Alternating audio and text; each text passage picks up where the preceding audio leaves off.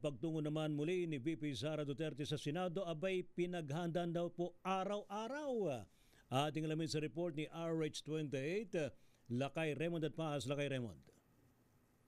May araw-araw ay nakahanda ang holding room para kay Vice President Sara Duterte sa oras na gusto nitong magtungo sa Senado. Ayon kay Attorney Reginald Tonggol, ang spokesperson ng impeachment court, karapatan ito ni VP Sara bilang respondent sa impeachment trial. May sarili na itong room na nakahanda bilang pagkilala sa kanyang posisyon.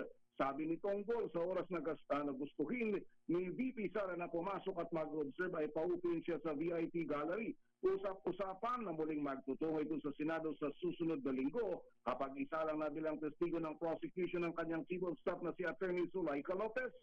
Si VP Sara ay nagtungo sa Senado noong nakaraang linggo para makipag-usap sa mga abogado at nagbitaw ng one-liner mula sa poem na Invictus.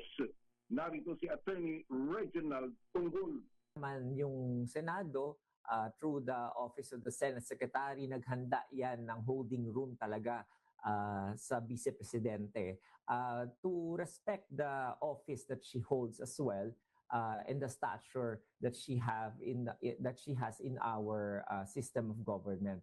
So kaya laging nakahanda naman yung holding room para sa kanya, whether magpakita talaga siya o hindi.